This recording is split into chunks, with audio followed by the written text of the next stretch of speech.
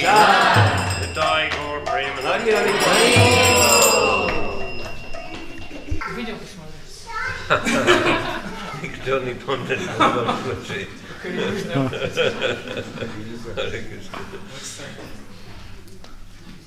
Okay. Hare Krishna. Namo Vishnu Padaya Krishna Prasthaya Bhutale Srimati Bhaktivedanta Swamini Janamani Namaste Saraswati Devi Gauravani Pracharini Nirvishesha Sunyavadi Paschachadi Satarine Jai Shri Krishna Chaitanya Prabhu Nityananda Shri Advaita Gadadhar Srivasadi Gaura Bhakta Vrinda Hare Krishna Krishna Krishna Hare Hare Hare Rama Rama Rama Hare Hare. Okay. Jara Bharat Prabhu poprosil меня что-то Шриле Прабхупаде рассказать. Ну, вы хотите слышать о Прабхупаде в Англии или в Индии или... И там, и там. И там, ну, это может быть долго будет. Но да, я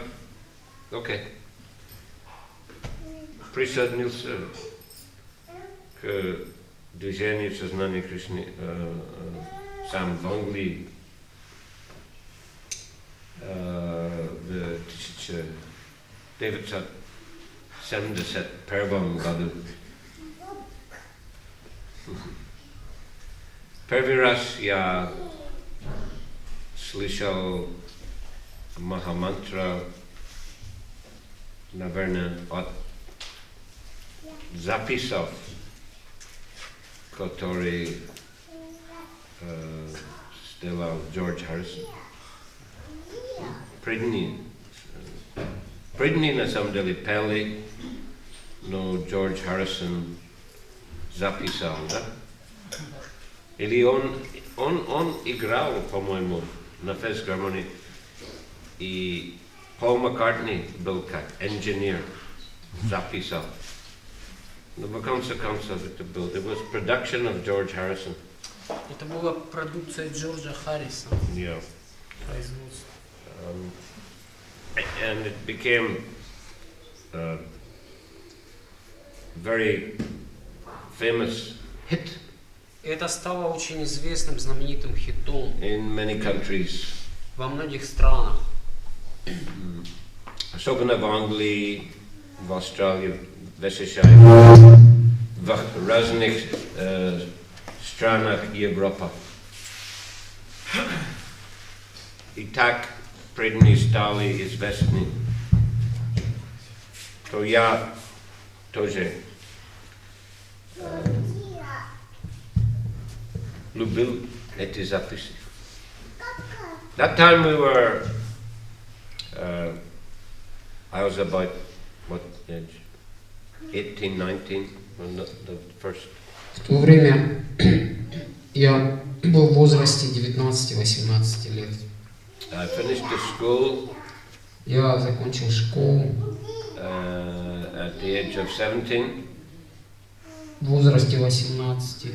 17. 17. And began to travel in different countries. И я начал путешествовать по разным странам.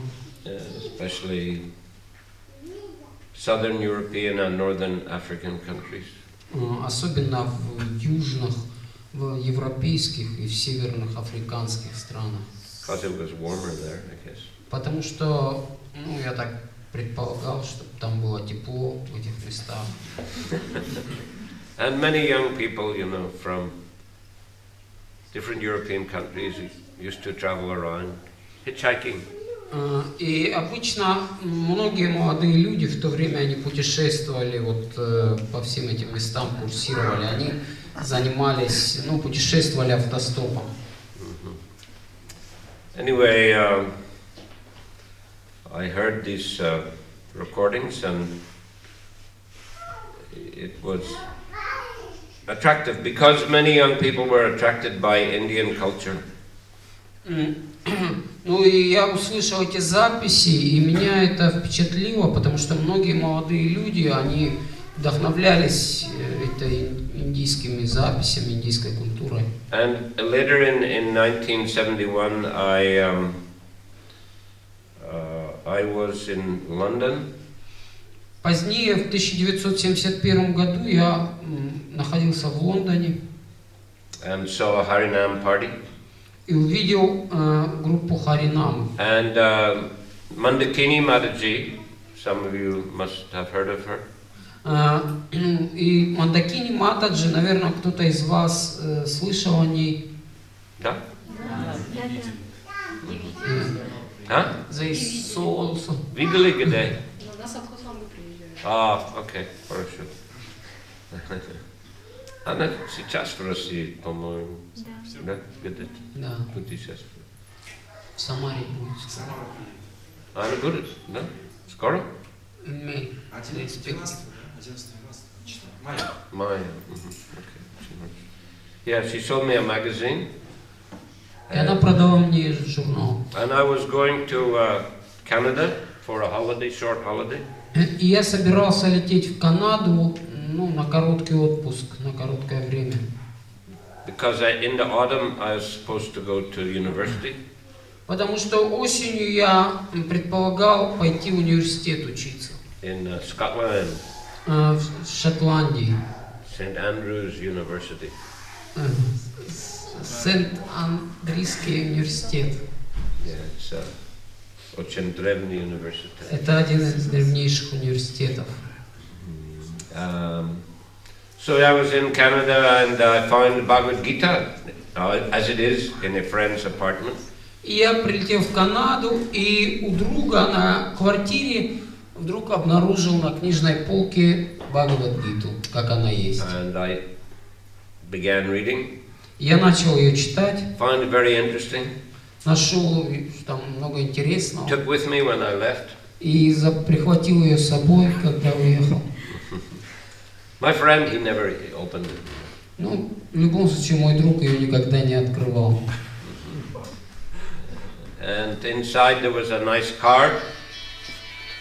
И внутри была такая карточка, Визитка, да? визитка. Chant Hare Krishna, Krishna Krishna, Hare Hare, Hare Rama, Rama Rama, Hare Hare, and your life will become sublime. И там была внутри вот эта визитка с вот этой маха-мантрой, и было написано: повторяйте эту мантру, и ваша жизнь станет успешной. I went to visit some family in some mountain area of Canada. Я также посетил некоторые знакомых в горных областях Канады. And there I was rowing the boat on the lake and I began chanting Hare Krishna. И там я катался на лодках по озерам, и там начал повторять Харе Кришна. Very quiet place and could chant Hare Krishna for a long time. И это очень такое тихие, красивые, спокойные места, и вы можете повторять там Харе Кришна долгое время. And then on the way back to London, I stopped in New York. И по пути обратно в Лондон я на короткое время остановился в Нью-Йорке. На один день, на самом деле. На один день. Там Тамагун и Раджагун очень сильно.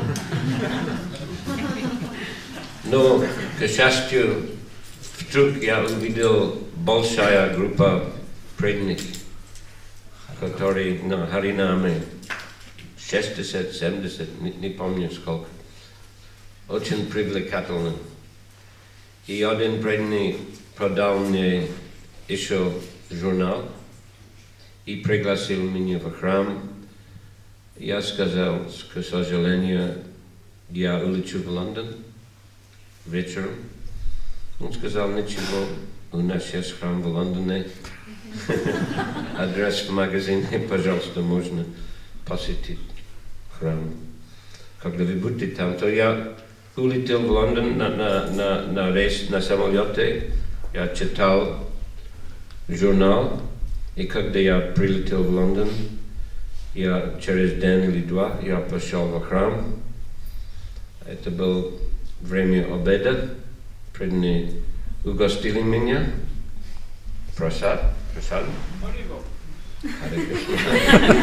Потом они сказали, это время для Харинам Санкиртана.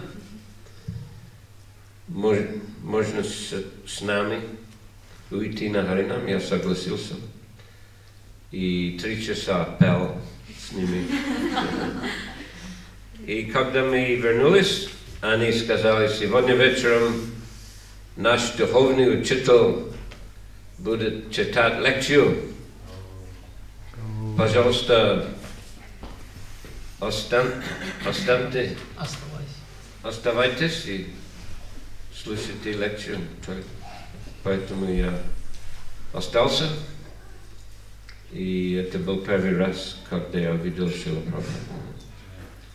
Он очень сияющий, но небольшого роста. Прабхупада был небольшого роста и сияющий очень, золотое тело, золотое, и как будто almost his feet didn't touch the ground as he walked. И когда он шел, то стопы его практически не касались земли. And he sat in a very big vyasasana. И он сидел на очень большой вьясасане. In the back of the temple room. В конце храмовой комнаты. And gave a very powerful and serious lecture. И он дал очень серьезную и очень такую мощную лекцию. And the atmosphere was a very pure. И вся атмосфера вокруг всего этого была очень чистая такая. In the front, a beautiful deities of Radha Landanishwara. Это все происходило перед божествами Радха, очень красивые, Радха Ланданишвара. Those deities were the first big Radha Krishna deities in ISKCON. Эти божества, собственно, были первыми большими божествами в ИСККОН. In 1968,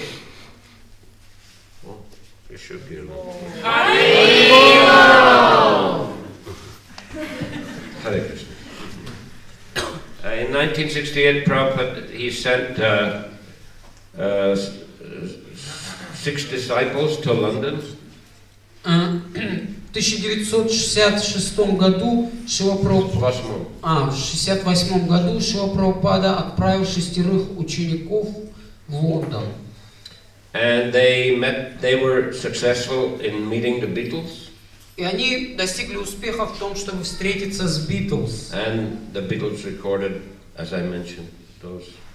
И впоследствии Beatles, они вместе записали вот эти записи. Hare Krishna Mantra, Govindam Adi Purusham, и альбом. И такой большой альбом записали. Да, тоже Radha Krishna Temple альбом. Называется «Храм Радха Кришны». Там разные песни, Ом Пурнам Ада Пурнам, Баджа Мано Хуре. Это Баджа Хуре Мана, но они переделали. Да, Баджа Хуре Мана, Ямуна Мададжи. Да. Она пела. Еще один принцип Дживананда, по-моему, Самсара Даванала Лида Лока тоже был. И преданные стали известны, они проводили концерты в разных странах Европы, и так они зарабатывали достаточно много лакшми. Они купили микроавтобус, и они арендовали помещение в центре Лондона, недалеко от британского музея.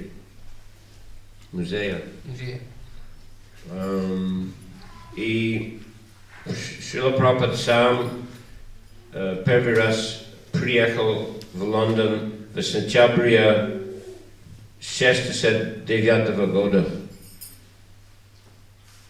И он жил у Джона Леннона. Вы слышали имя? Да. Это был еще один из Битлз. И папа жил там где-то 6 недель. Пока преданные они ремонтировали храм, помещение. И в конце концов они объявили, что открытие храма будет в декабре 1969 года. Но у них не были божества.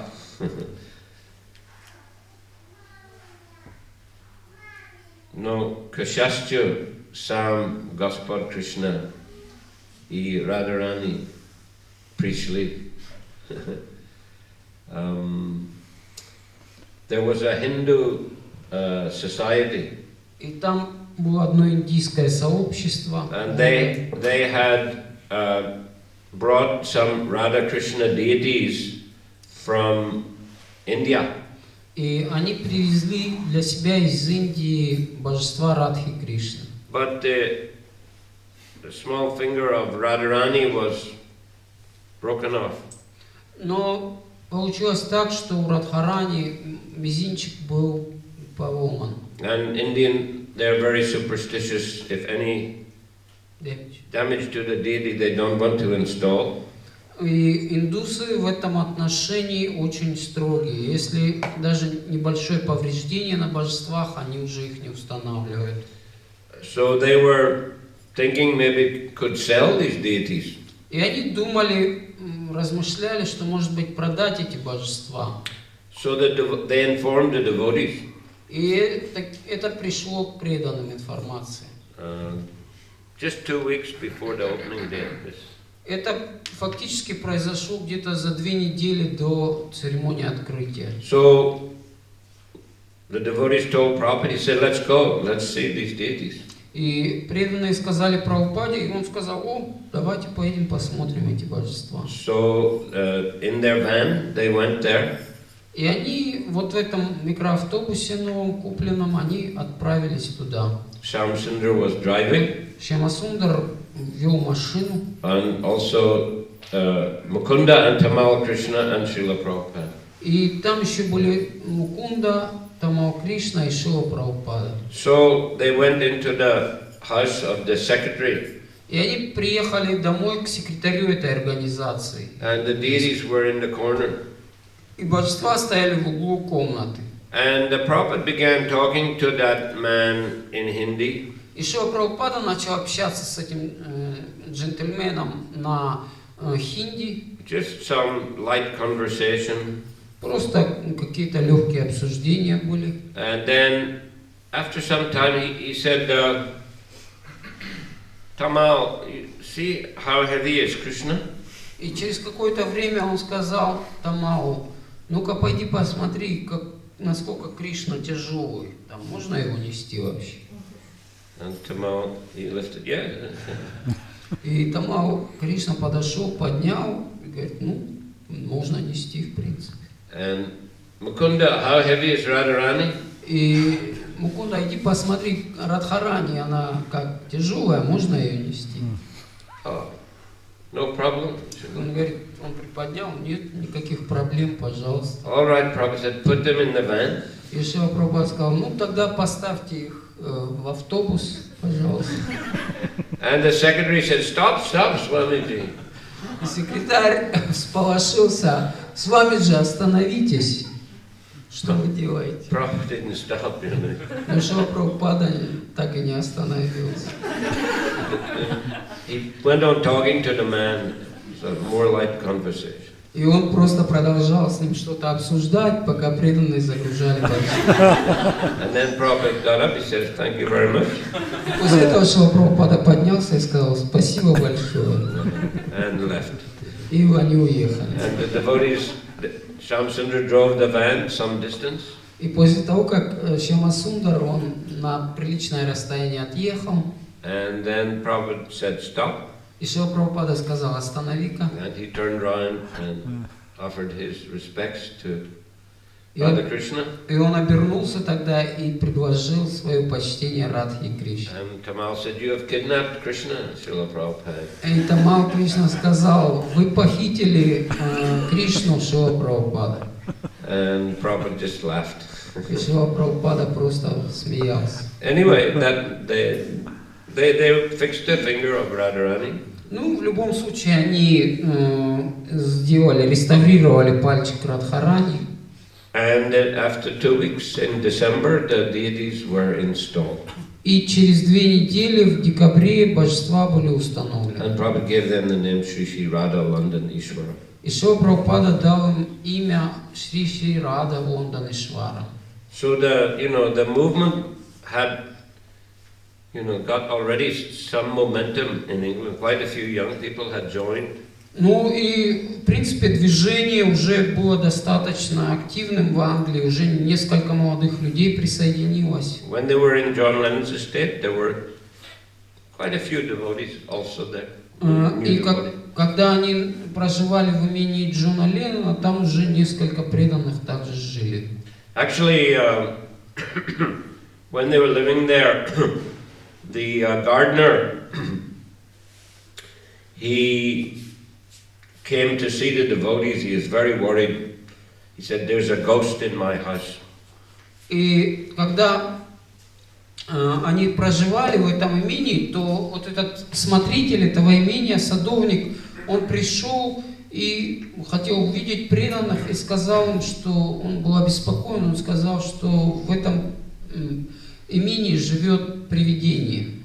And the devotees told Prabhupada. И преданные сказали Прабхупаде. He said, "No problem. И Шрила Прабхупада сказал: да, нет проблем. We'll get rid of the ghost." Мы изгоним этого духа. So he told the devotees, "Do kirtan." И Шрила Прабхупада сказал преданным, чтобы они провели хороший киртан. And blow conch very loudly. И чтобы они громко трубили в раковину. And also burn some incense. И чтобы они также благовония зажгли хорошие. Actually, and everyone felt the ghost left. И на самом деле после этого все почувствовали, что этот дух, он исчез оттуда. And the gardener and his wife, they also felt great relief. И вот этот садовник и его жена, они также почувствовали большое облегчение. Later in Mayapur, Prabhupada, he every evening at dusk. И, собственно, попозже в Майяпуре Шрила Прабхупада установил тоже, что каждый вечер преданные там во время сумерек, да, преданные они раковина как трубили, да.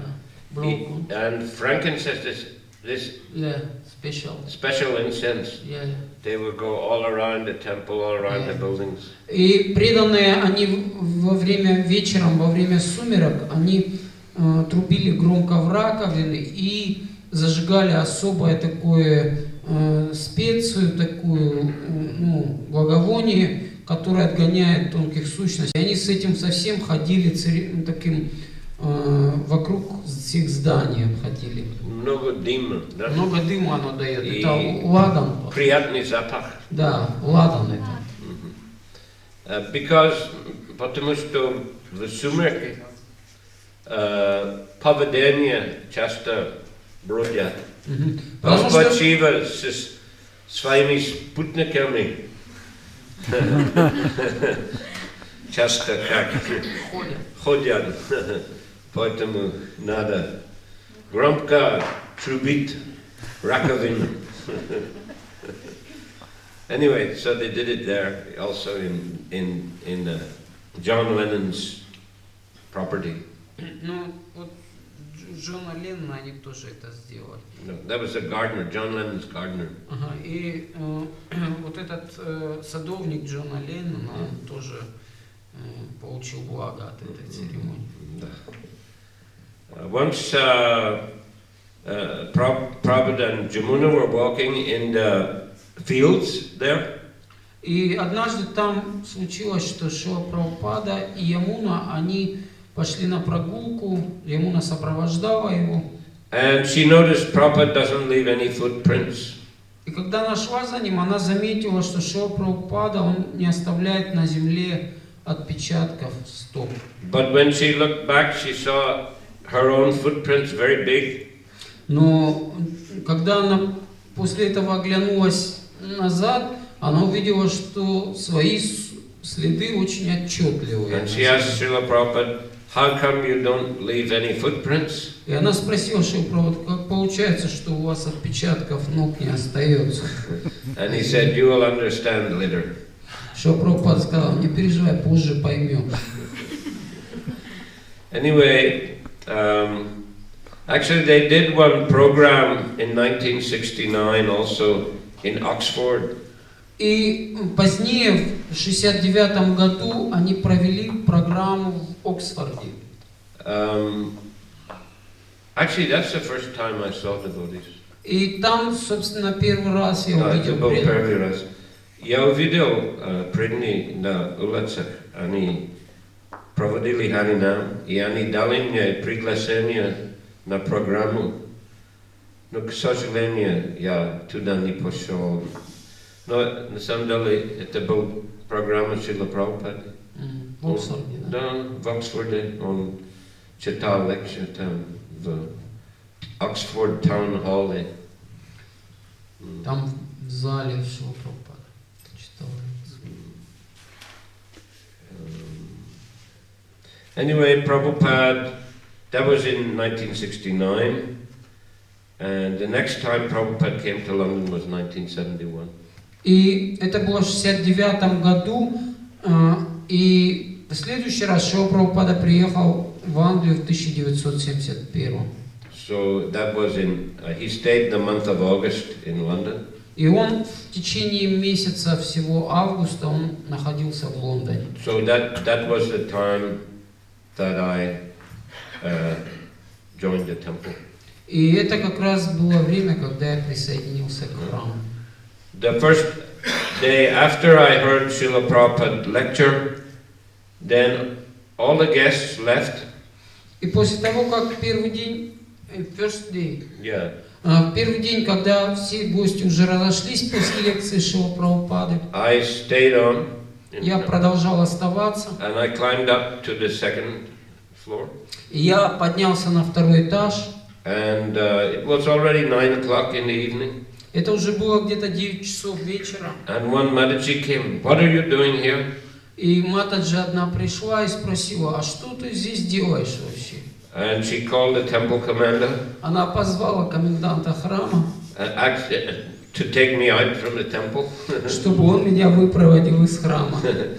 But actually it was Prabhupada's room. I was standing just outside Prabhupada's room. И это, собственно, была комната Шрилы Прабхупады. Я просто находился снаружи комнаты Шрилы Прабхупады. So I think she was worried I was just going to walk into Prabhupada's room. И она, конечно, очень переживала, потому что я фактически уже почти вошел в комнату к Шриле Прабхупаде. Then, of course, I mean, if I'd gone inside, Prabhupada, he might just have started preaching to me because he loved to preach to everybody. Ну, собственно, я думаю, что если бы даже я вошел внутрь, Шрила Прабхупада, наверное, начал бы мне проповедовать, потому что ему очень нравилось проповедовать всем. He was constantly preaching Krishna consciousness. Он постоянно проповедовал сознание Кришны. I remember later in India, in Bombay, every day Prabhupada gave darshan in the afternoon from 5 up till 7. И я помню, позднее в Индии Шрила Прабхупада каждый день давал лекции, где-то Это был darshan. Лекции были каждое утро. лекции утром и в обед, вечером были даршан. Это было в 5 вечера, да? 5 часов. С 5 до 7, да? Да. В его комнате. И после этого часто он поднялся на крышу и продолжал даршан с 7 до 9. Ну, Представьте себе, как он любил проповедовать. Если была программа, например, где-то в доме богатого человека, тогда Прабхупада туда поехал. Но если программы не было, он просто поднялся на крышу. Ну там эти flat roofs. Yeah. Там были очень, там до сих пор есть они, эти плоские такие крыши на здании. Там можно сидеть, ходить. Приятный ветер от моря.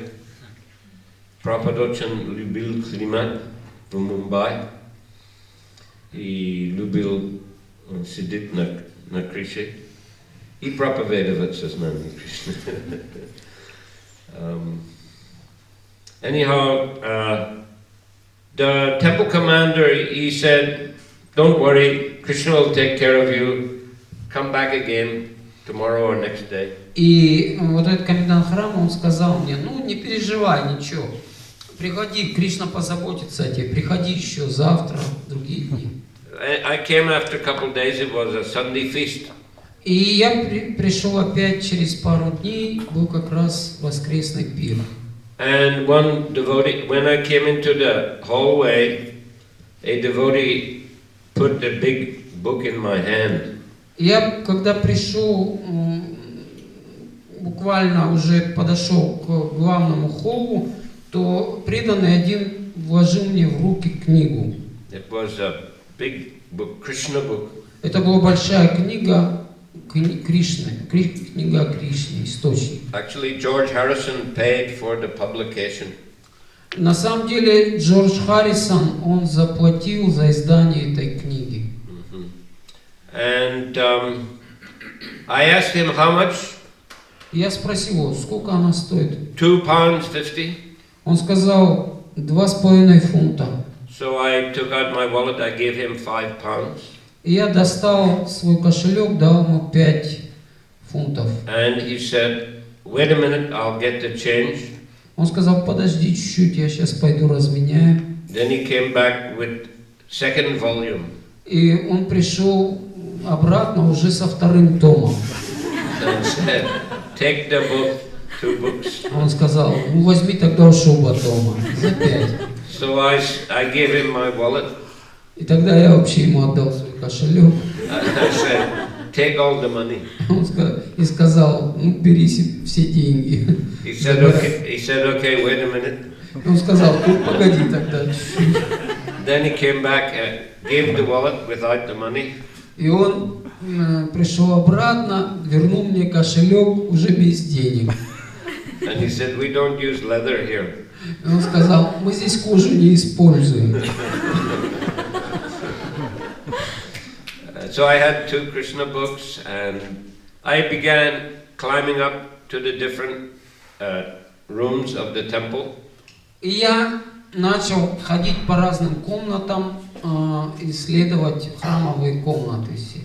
And I met different devotees. И повстречался там с разными преданными. And they preached to me about Krishna consciousness. И они все проповедовали мне о сознании Кришны. One devotee was designing Mayapur temple. Один из преданных там занимался, делал дизайн Майяпурского храма. And then later Prabhupada gave another lecture. И позднее Шрила Прабхупада дал уже другую лекцию еще. So again, it was very pure and powerful atmosphere in the temple. И опять была очень такая чистая и могущественная атмосфера такая в храме. And very blissful kirtan. И был очень такой мощный, такой блаженный киртан. And delicious prasadam. И просад очень вкусный. So I was thinking, yeah, this is the right place for me. Я в конце концов пришел к заключению, что это, кажется, место для меня. And in the evening, one devotee, Kulashekar Das, he invited me, would you like to join the temple? И вечером один из преданных, Кулашекхар Дас, он сказал мне, а ты не хотел бы присоединиться к нашему движению? And I said, yes. Я сказал, да. He said, okay, just tomorrow you have to shave your head and you can join the temple. И он сказал, ну хорошо, завтра давай вот обрей голову и присоединяйся к храму. So I took rest in the evening. Я отдохнул вечером. In the temple? No, it was in upstairs. They had a shower room. И наверху у них была комната для омовения у преданных. There was one shower in the corner. И у них была одна комната для омовения в углу. And the rest of the room was, you could sleep there. Few devotees could sleep there. И там было такое достаточное пространство, чтобы там еще можно было отдыхать преданным. So I took rest there. И я, собственно, там и переночевал. 3 o'clock in the morning, the light went on. И в 3 утра уже загорелся свет. And many devotees, big American devotees, came inside. И вбежали такие мощные преданные американского типа сложения. Because actually they had come from America on their way to India and Africa. И они, собственно, по указанию Шрилы Прабхупады, они находились как раз по дороге, ночевали там из Америки в Индию и в Африку. So anyway, this was new life, getting up at 3 in the morning, taking cold shower. Ну, собственно, так и началась новая жизнь. Вставать в 3 утра, принимать холодное омовение. And go to the temple, chant Hare Krishna. И идти в храм, повторять Харе Кришна. But the whole atmosphere was very uplifting. Но вся атмосфера была такая вдохновляющая, взбодряющая. And Prabhupada was giving lectures every day. И Шрила Прабхупада каждый день давал лекции. So that devotee Kulashekar, he was the first English devotee. He was taking care of me. И вот этот преданный Кулашекхар, это был первый английский преданный, собственно, он начал заботиться обо мне, взял заботу обо мне. And he was planning to go to another city to open a temple, new center. Планировал поехать в другой город, чтобы открыть там храм. So he wanted to take me with him. И он пожелал взять меня с собой туда. The temple president agreed. И президент храма, он согласился. So after 4 days in the movement, I was sent to help open a new center. И буквально пробыв в движении 4 дня, я был направлен открывать новый центр в другом городе. And before going, we went into Шриле Прабхупаde's room. И перед тем, как отправиться, мы пришли в комнату к Шриле Прабхупаде. And Шрила Prabhupada said, very nice, bright-faced brahmacharis. Шрила Прабхупада сказал, такие замечательные, сияющие брамачари. And he was very pleased that we were going to open a new center. И он был очень счастлив узнать о том, что мы отправляемся открыть новый центр. And he gave his garland as a blessing. И он дал нам свою гирлянду как благословение. So we took it with us and we kept it with us. И мы взяли ее с собой, сохранили ее с собой. That time actually, just a few days before, quite a few devotees got initiated. И в то время, буквально несколько дней назад, несколько преданных получили инициацию. Some of them quite well known in ISKCON. И некоторые из них до сих пор известны очень в ISKCON. Subhag Swami. Субхаг Свами, например. Вы знаете Subhag Maharaj? Вы знаете Субхага Махараджа, да? Он был в России. Он был в России. Да, в прошлом году он был на Алтайском фестивале вместе с Бхакти Чайтанья Махараджем, Бхакти Чуру Махараджем. Бхану Свами тоже был. So, Subhag Swami. Потом Бир Сингха Дас, сейчас Бхакти Vigna Vinashan Нарасингха Махарадж. Он тоже посещает Россию, но только Дальний Восток. Каждое лето он проводит 1 месяц на Дальнем Востоке, объедет все храмы там. Потом Махавишну Дас, Махавишну Свами. Сейчас он 1 раз был в России, по-моему. Давно, да. 90-е. Он посещал также Тольятти тоже. Да? Ну, там поможет. Да, он везде. Тогда был центр здесь? Да, ну здесь было ашрам. Ага. На So, yeah. квартире, да? Была. Но вы же приезжали здесь, было. Да. Давно, да? Да. Харе Кришна. Ну так, это был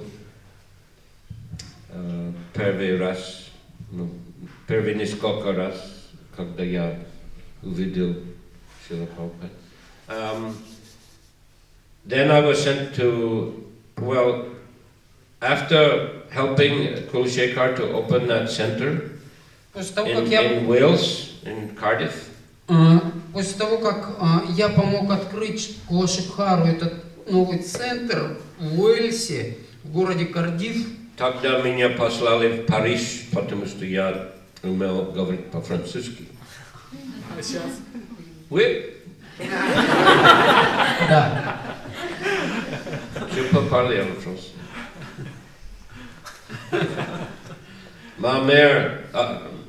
Моя мать была как учительница французского языка. Из этого с детства я говорю по-французски. И там я получил инициацию через почту.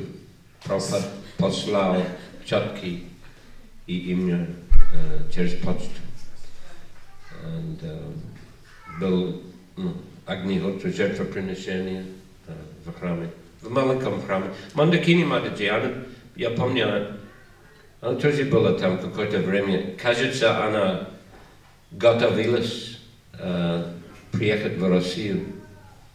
Это было, конечно, скрыто, мы не знали, но она была в Париже, чтобы получить визу. Я сегодня прочитал о Прабхупаде в Москве. Вы знаете эту книгу, да? О начале сознания Кришны в СССР. И как Прабхупада, как Ананташанти встретился с Самсундаром, когда Самсундар стоял в очереди, чтобы купить овощи, продукты. И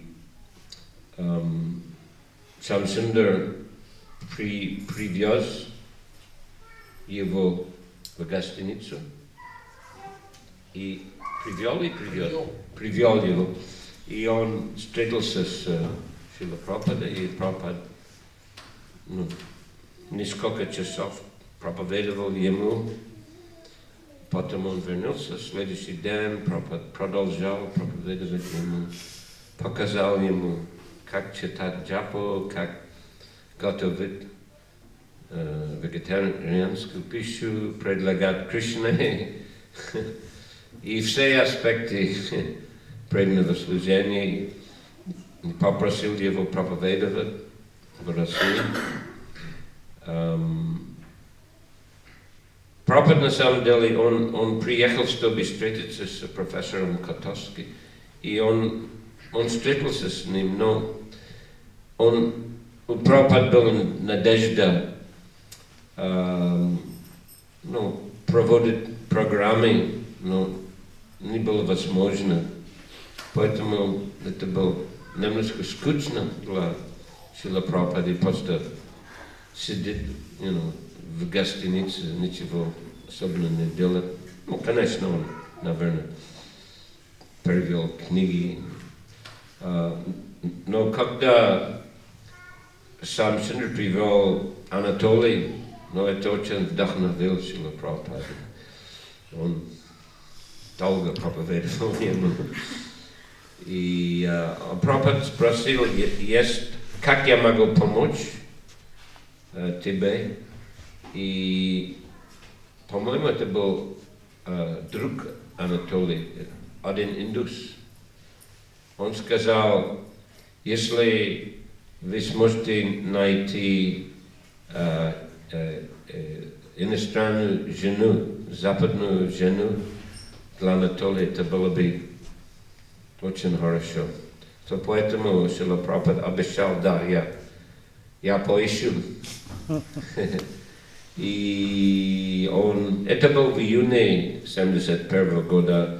Потом, по-моему, он поехал в США и вернулся в Лондон. И именно там он спросил Мандакини, хочет ли она приехать в Россию и выйти замуж за Ананта Шанти. И она согласилась. Она сказала, что она молилась Радхаланденишваре дать ей очень чудное служение. И недавно после этого Шрила Прабхупада позвал ее и попросил ее выйти замуж за Ананта Шанти. И она согласилась. Поэтому она была в Париже, чтобы получить визу.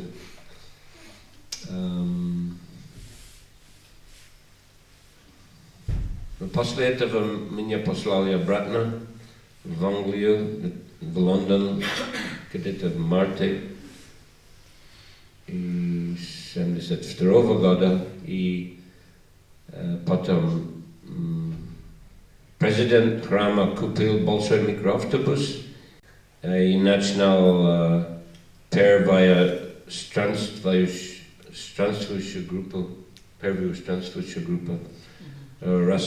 распространение книг в Англии.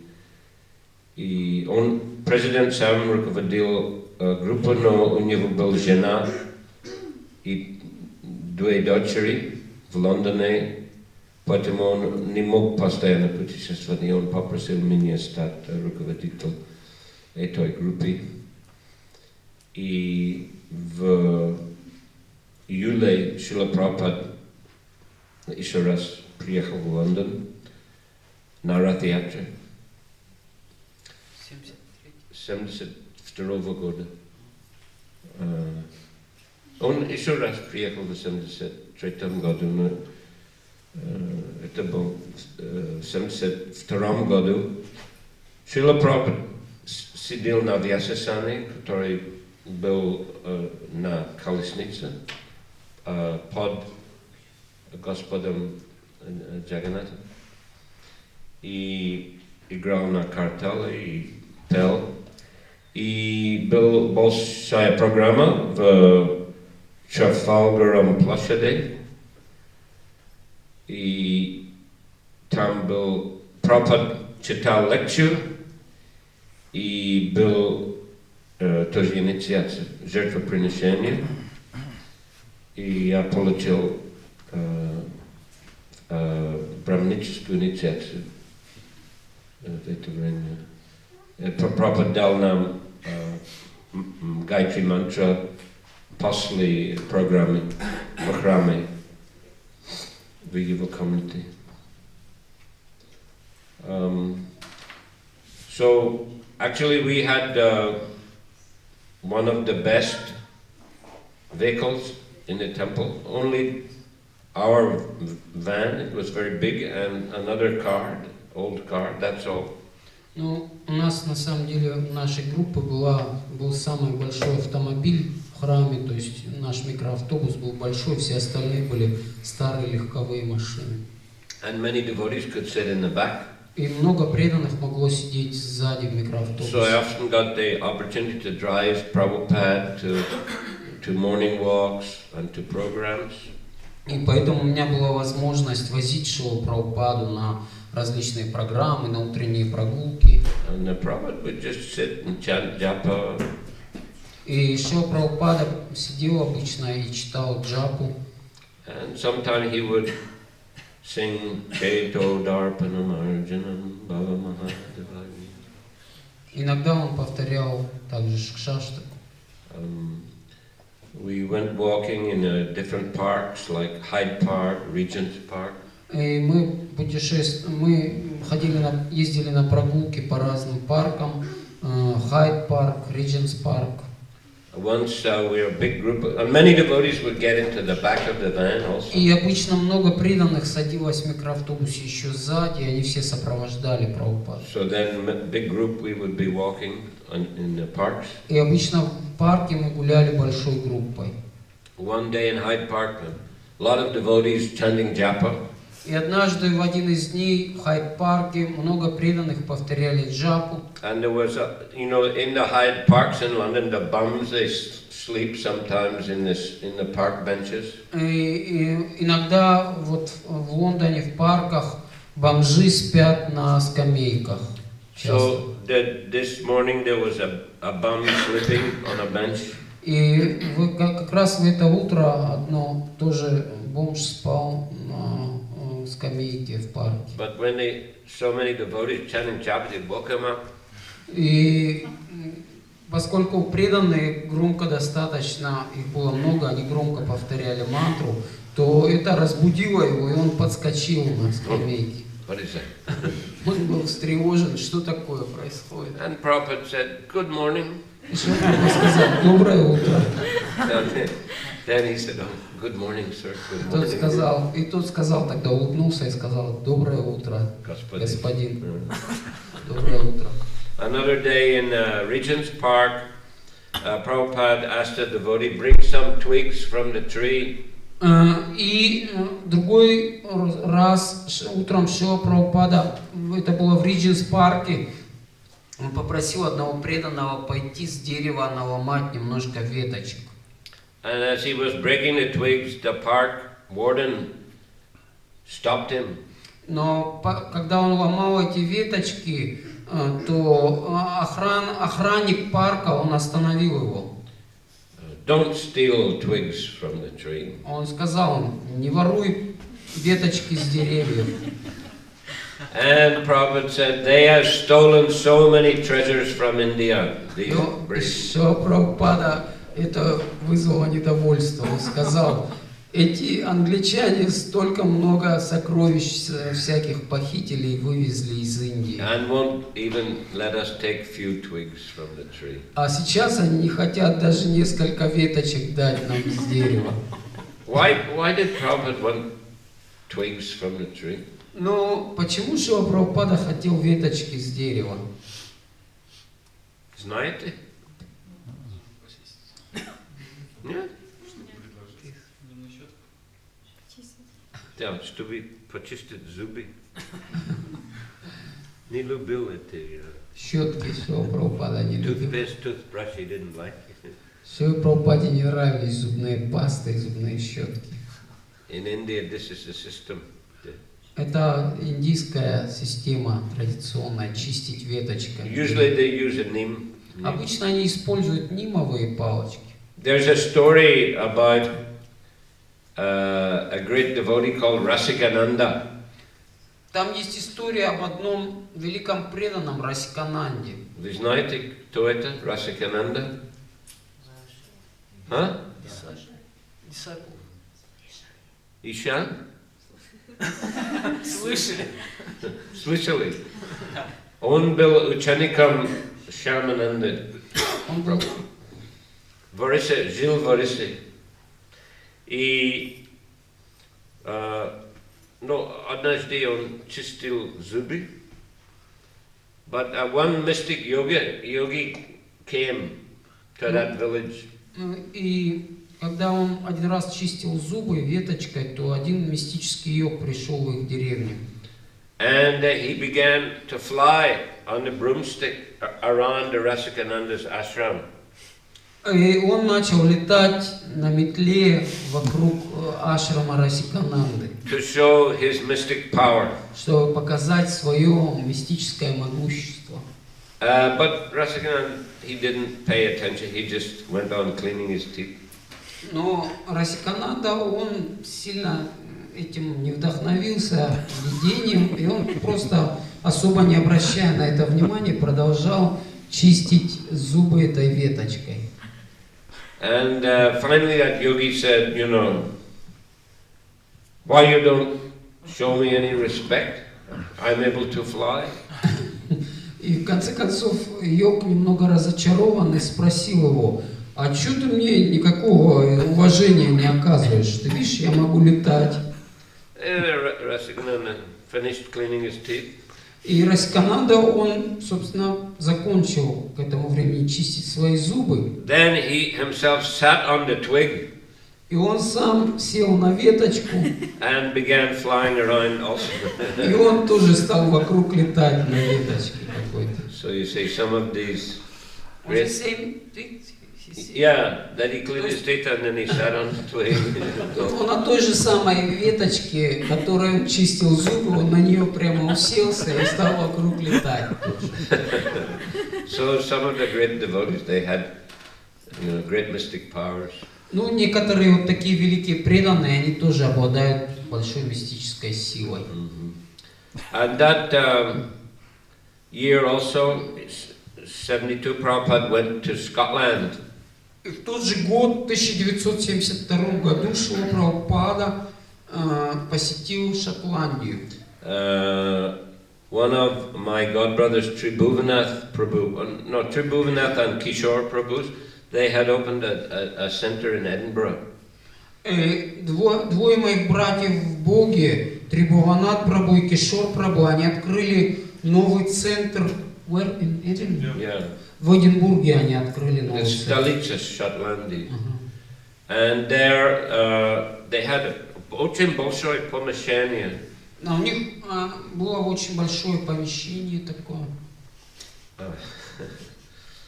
And Prabhupada installed the deities of Shri Gaura there. Шрила Прабхупада инсталлировал божества, установил божества Шри Гаура Нитая. That was first Gaura deities in UK.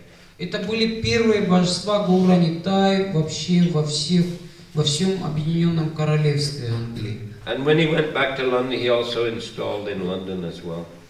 Когда он потом вернулся обратно в Англию, то в Лондон, то он там тоже установил Гаура Нитай. Anyway, our Sankirtan party also went to Edinburgh to distribute invitations to his programs. И наша группа Санкиртана, она тоже направилась туда, в Эдинбург, чтобы распространять листовки с приглашениями на программу. And just on the way before we left, we found some Jagannath deities in a store in London.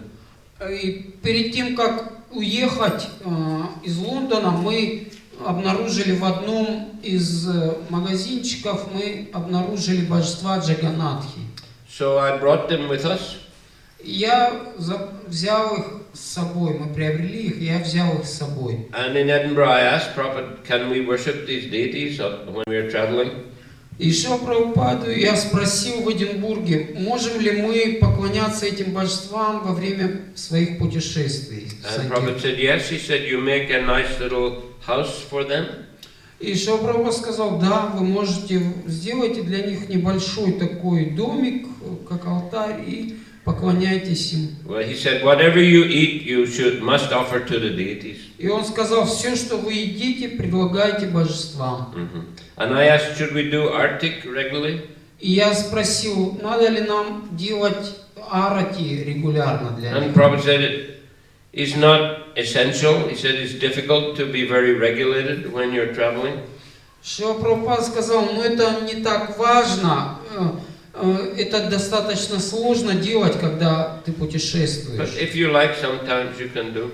Но если вы хотите, иногда вы можете это But you делать. must offer your food. Но самое главное, вы предлагаете свою пищу всю им. So we traveled long time with those deities. И мы долгое время путешествовали с этими божествами. In Edinburgh, I remember there was only one toilet. В Эдинбурге, я помню, там был всего один туалет. And the devotees were waiting in a queue in their gamshas or towels wrapped around their bodies. И преданные, они обычно ждали в очереди туда, в гамчах. And Prabhupada, he also came in his gamsha and he was standing in the queue. И Шрила Прабхупада утром он тоже приходил в свои гамчи, и он тоже становился в очередь. very humble. очень смиренно. Then a devotee saw, oh, Srila Prabhupada, please, you go first. И преданные, увидев его, сразу говорили: о, Шрила Прабхупада, ну идите вперед, что вы стоите. Then Prabhupada also went to Glasgow for a program. И после этого Шрила Прабхупада также направился в Глазго, чтобы провести It's программу. also about 1 hour drive from Edinburgh. It's a big city, Glasgow, big industrial city. Глазго — это большой такой индустриальный центр. Это где-то в 1,5 часах езды от Эдинбурга. And there was a nice program, full, packed hall. И там была прекрасная программа, был большой, битком набитый зал. And at the end, Prabhupada asked any questions. И в конце Шрила Прабхупада спросил: есть ли какие-нибудь вопросы? And one boy, he came from the back, he walked to the front, he stood in front of Prabhupada. И вдруг вышел там один паренек, он откуда-то сзади вышел и вышел вперед прямо и стал перед Шрилой Прабхупадой. And he said, I think I am God. И он сказал: я думаю, что-то вот, что я Бог. And Prabhupada said, you are not G-O-D, God, you are D-O-G, dog. Шрила Прабхупада сказал: ну это игра такая слов, как бы в английском Бог означает год, а дог, если наоборот прочитать, дог означает собака. И Шрила Прабхупада сказал: ты не Бог, а ты дог, ты собака. And everybody is clapping. И все стали хлопать в аудитории. And the boy just turned around and he went back. И парень, он просто развернулся и отправился на свое место. Prabhupada was supposed to go back to Edinburgh for another program the next day. Шрила Прабхупада, он хотел на следующий день обратно вернуться в Эдинбург на следующую программу. But it was so cold, even in July, it was so cold, he took the plane the same evening from Glasgow back to London. Но было так холодно, даже вот в июле там, что Шрила Прабхупада просто взял и поменял план, и он сел на самолет и отправился обратно в Лондон. He didn't like cold weather. Ему не нравилась холодная погода. He didn't like London climate at all. И Шриле Прабхупаде очень не нравился климат в Лондоне. He said, very hellish place. Шрила Прабхупада отзывался, что это очень адское место такое, Лондон. Always raining, Всегда дождь, misty, всегда влажность, tуман. туман. And then, I remember once a devotee in London asked a question at the end of a lecture, does Krishna speak Bhagavad Gita in hell? Научный Эдинбург. Нет, это был в Лондоне. В Лондоне на одной из программ, я помню, Шрилу Прабхупаду спросили вопрос, произносил ли Кришна Бхагавад-гиту в аду? Прабхупада сказал, да, Лондон это ад.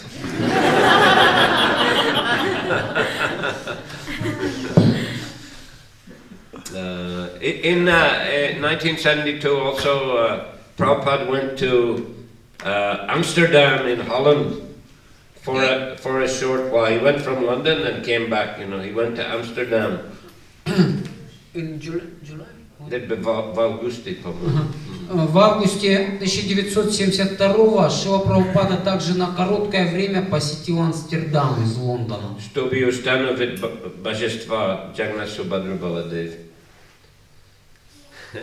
То было во время установления был жертвоприношение, но без фруктов. И Прабхупада сказал, а где фрукты? И преданные сказали, о, мы забыли, Шрила Прабхупада, подождите, мы принесем. И через где-то 15 минут один преданный вернулся с большим Пакет. нет, бол, как Корзинка. Да. Да, с тазиком, ну, съемка. тазиком Да. с фруктовым салатом.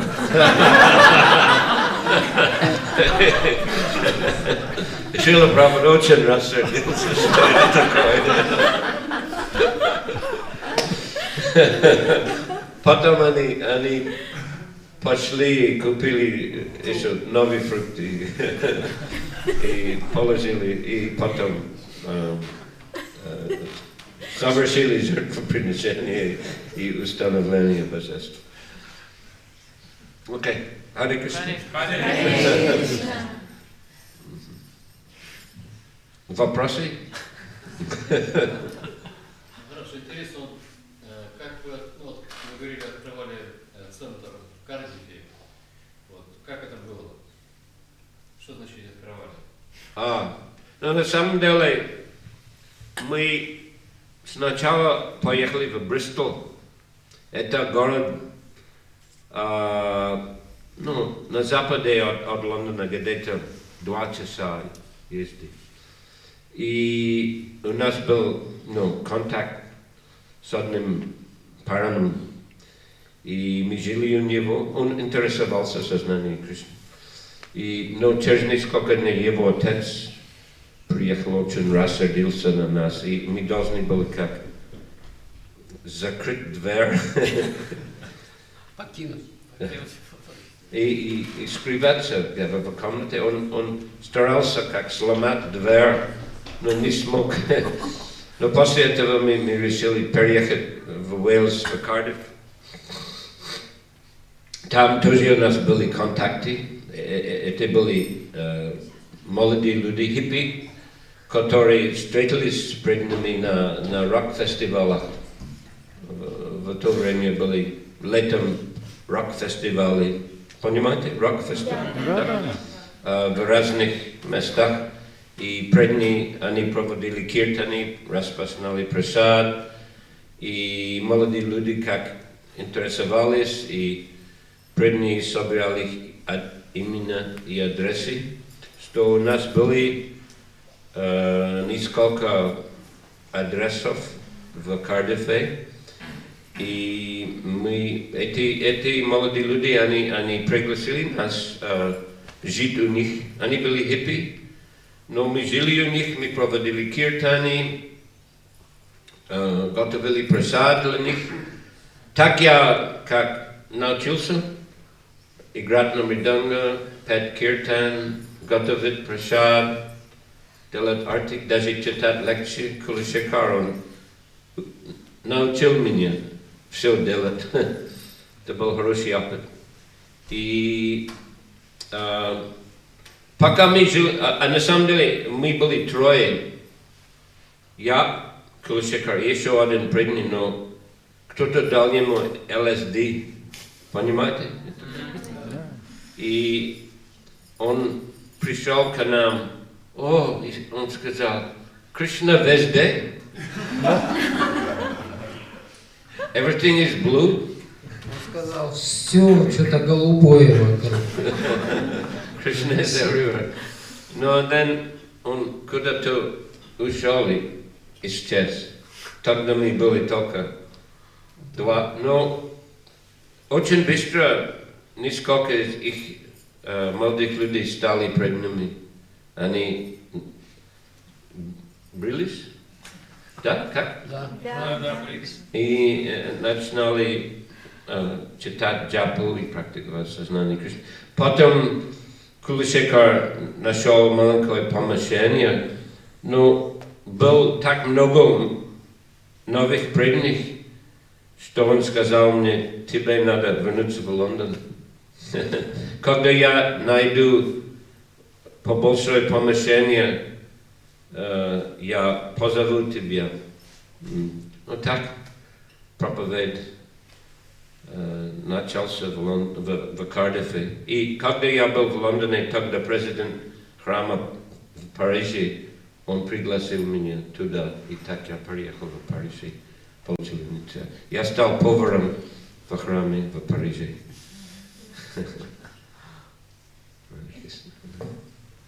Вопрос такой. может быть, не совсем по теме, но просто интересно.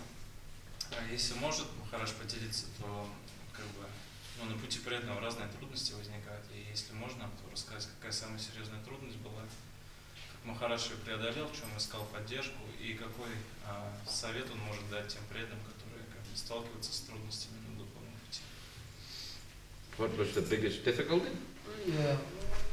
Said in the devotional service, devotees sometimes face difficulties. So, what is your experience about how to overcome the difficulties? What was the obstacles for you, and what you can advise for such devotees in such situations? Well, you know, everyone must experience some sort of difficulties in their lives. Ну, обычно все встречаются с какими-то трудностями в своей жизни. But my experience, just continue. Ну, по своему опыту я знаю, что надо просто продолжать. Keep chanting. Продолжать повторять джапу. Keep associating with devotees. Продолжать общаться с преданными. Attending the programs. Также посещать программы. Taking prasadam. Вкушать прасад. Krishna will help us to cross over all difficulties. И Кришна тогда поможет нам преодолеть все трудности. It should be like a part of our being, part of our existence, chanting the holy names and practicing Krishna consciousness. Ну, это должно стать как бы частью нашего существования, частью нашей жизни, воспевание святого имени и практика. Cannot live without chanting. Ну, надо не мыслить своего существования без повторения джапы. У меня еще вопрос такой, значит, мне преданный один написал сообщение такое и спросил, есть ли у тебя вкус? То есть он, ну, испытывает какие-то трудности тоже и спрашивает, есть ли у тебя вкус? И я, честно говоря, не знаю, что ответить, и я бы хотел этот вопрос поставить перед Махараджем, что если бы кто-то его спросил. Если у Махараджа вкус, то что бы он ответил? For chanting Hare Krishna? Yeah. Yes. Да, я думаю, что это как пища для меня. Я не могу жить без повторения святых имен. То, наверное, какой-то вкус есть. Люблю воспевать, люблю киртан, джапа.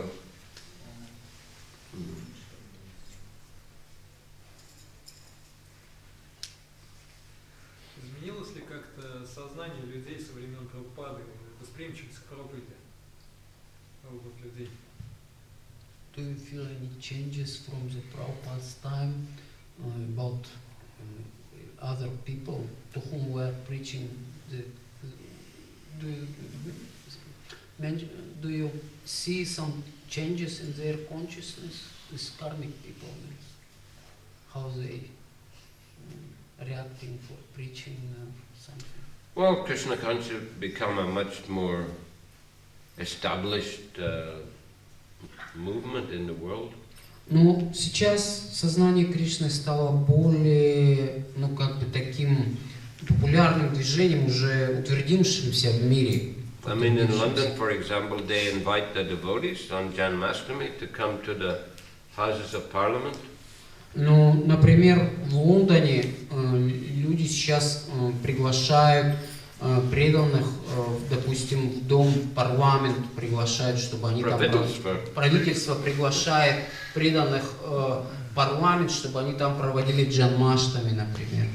Это не прямо в парламенте, но в здании парламента.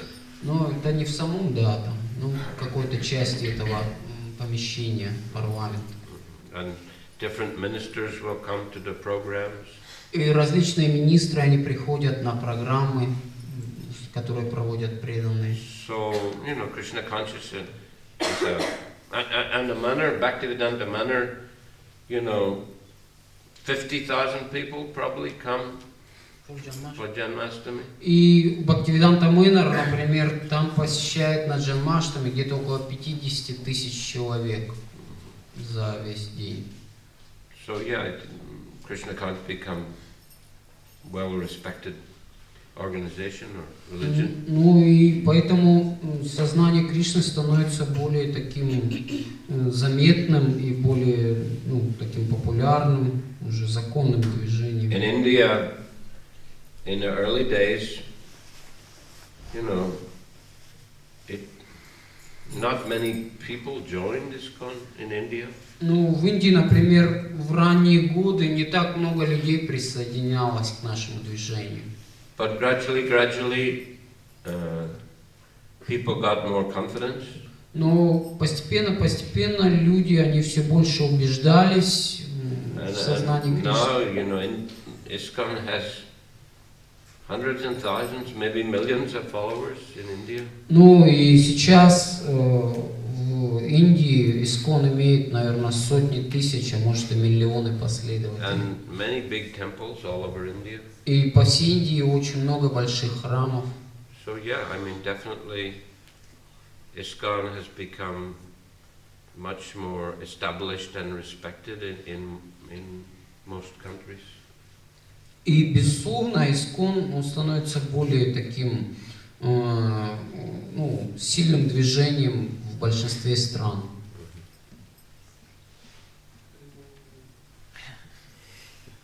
Here in Russia also. И также в России тоже мы видим, что с уважением уже относятся. Lots of devotees, lots of centers. Много центров, много преданных.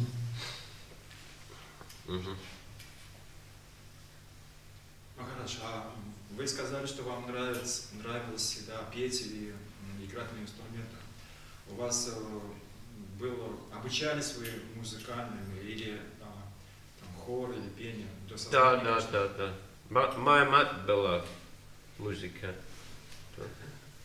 Она хорошо играла на рояле. И я играл на скрипке, тоже в оркестре в Белфасте. И в хоре тоже пел, когда был мальчиком. И попозже начинал играть на гитаре в рок-группах, когда мне было 14-15. Мы были известны в Ирландии.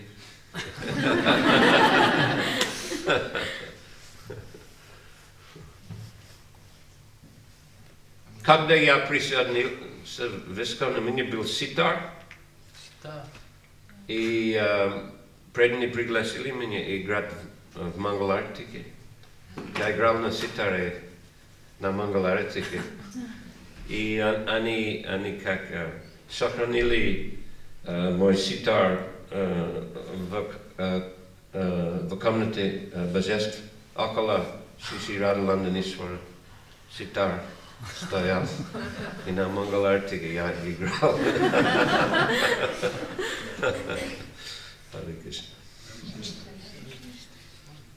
Последний вопрос. Махарадж, у меня такой вопрос. Ну, вы часто приезжаете к нам в город, как бы раз в полгода, раз в год, ну, довольно-таки часто. И мне хочется услышать, ну, как вот вам видится, как сознание Кришны развивается в Тольятти. Как сознание Кришны в Тольятти выглядит глазами, вашими глазами. Ну, я не могу сказать подробно, потому что трудно ценить в один день. Но я вижу, у вас есть помещение, стабильное количество преданных и здорово. Продолжайте, пожалуйста. Харе Кришна. Я рад приезжать и видеть, что здесь много преданных. Большой город Тольятти. Надо как развивать проповедь здесь. Может быть, комментировать? Вы сейчас имеете в виду или на будущее? Вообще, ну вот Махарадж приезжает, ну да, я имел в виду как бы вот... Прошлое? Тенденцию, так скажем. То есть как Махарадж видит тенденции. Согласен? Да. Ну, на самом деле я приезжал, это был в каком 96-й год, по-моему, я когда был в Ульяновске, я приезжал, здесь была квартира просто преданных, там, Анирудхи квартира, там жили 3 преданных, да? Вы помните? Вас еще тогда не было? В другом городе. А, вы в другом городе были. Откуда вы? Мурманск. Я поеду туда. Я сколько лет я не был? 15-20. Но через 4 недели планирую туда. Я помню, в 92 году. В 92-м году, да? Да, и там жили кто-то. Анандапури, Кришначандра. Да, Кришначандра жили. Кто еще? Анандапури. Анандапури жил. И Анирудха сам жил. У него там по соседству он жил Да. там. У них 2 квартиры. 2 там, квартиры одна было, младшая, да. другая. Ну, по сравнению с тем временем, вот.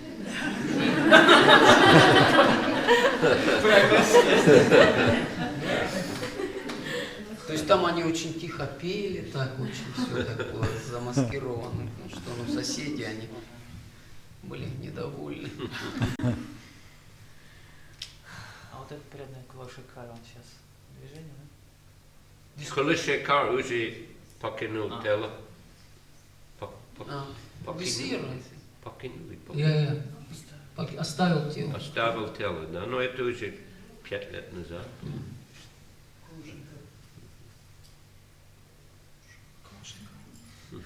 Да, по которому Махараш выдушил.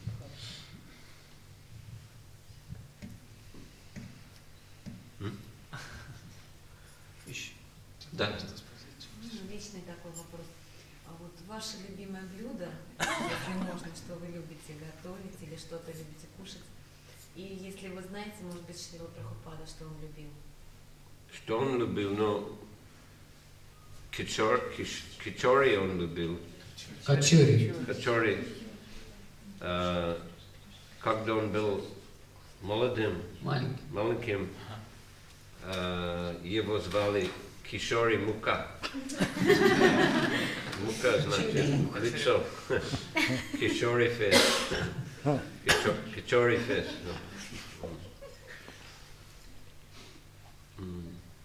Самый любимый блюд мой? Да.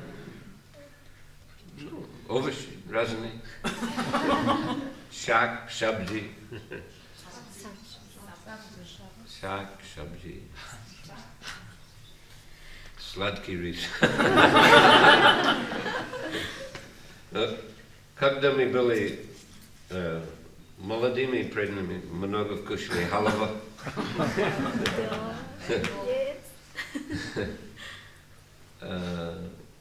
Когда мы были на странствующем Санкиртане, обычно мы путешествовали где-то 6 недель, и каждое воскресенье мы старались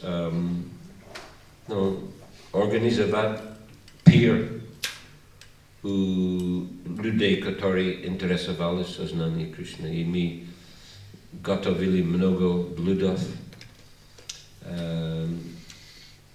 сабджи с ги, много ги, и халава тоже готовили с сливой. Вместо воды или молока мы используем сливой, крем, right? Как по-русски? Сливки. Сливки, да. Сливки и мед. Instead of milk and sugar. Вместо молока и сахара использовали сливки и мед.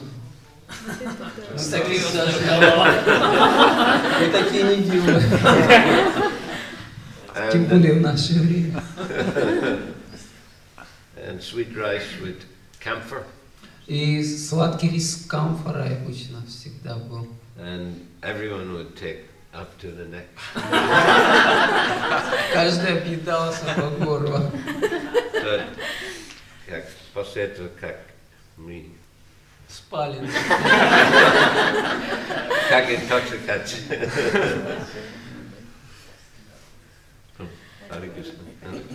Были хорошие пожертвования на Санкиртане. А что вы говорили, когда предлагали книги? Как предлагали книги? Ну просто сказали, возьмите, это книга о йоге, или что-то такое. Ну, дайте.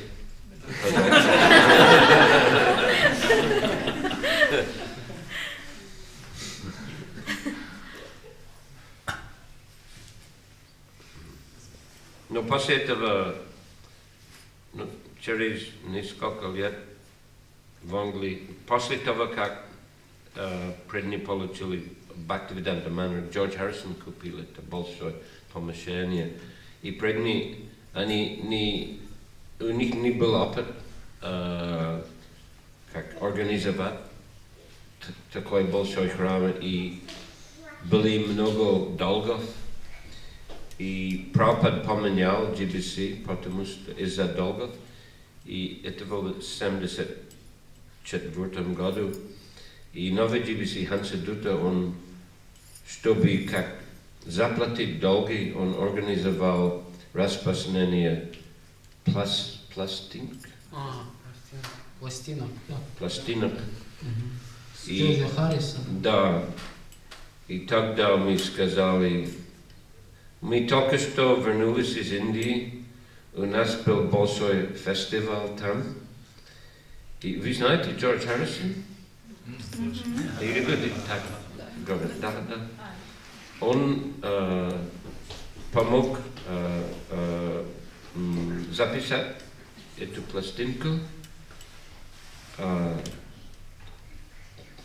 Пожалуйста, посмотрите в кармане. Что-то, дайте что-то. И так люди жертвовали. Бхакти Чайтанья был экспертом распространения пластинки.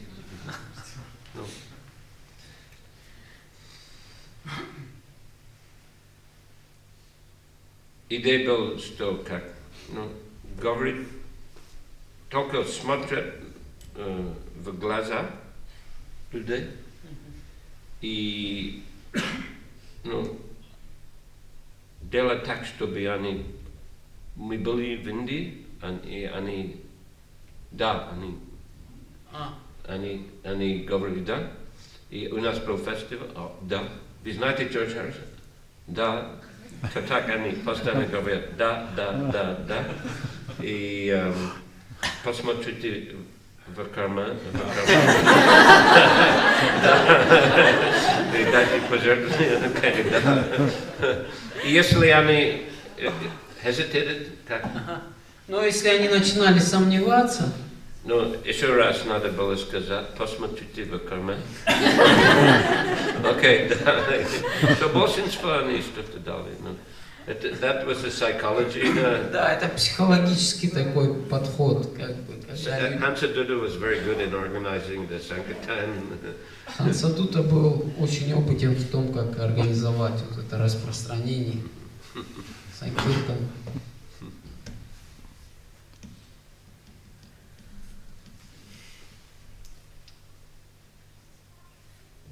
But in book distribution, we actually, we shouldn't cheat people or tell lies. As far as possible, we should, convince them on the basis of the books. Вообще на Санкиртане, на самой распространении книг мы не должны стараться как-то каким-то трюкам прибегать или обманывать людей. Надо стараться убеждать людей на основе знания, на основе книг. I was fortunate in India to be on BBT Library Party. И я был удачлив в том, что я участвовал в Индии в группе распространения книг по библиотекам. They were selling the sets of books. Эта группа распространяла книги комплектами в библиотеки, в университеты. And the professors and scholars liked the books a lot. И эти все профессора и ученые, им очень нравились эти книги Прабхупады. And they gave very nice reviews also. И они все давали очень хорошие отзывы об этих книгах, мы их записывали. And whenever we met Prabhupada, he would always ask us how many sets you have sold and what the professors are saying about my books. И всегда, когда мы встречали Прабхупаду, он всегда нас спрашивал, сколько вы распространили комплектов, что говорят профессора и ученые о моих книгах и так далее. Considered very important that the scholars should appreciate his books. И он считал это очень важным, чтобы ученые, они оценили должным образом его книги. Okay, 9 o'clock. David. Hare Krishna. Спасибо большое. Шриле Прабхупаде ки джай. Прабхавишну Махарадж ки Самавета Бхактивinoda ки джай.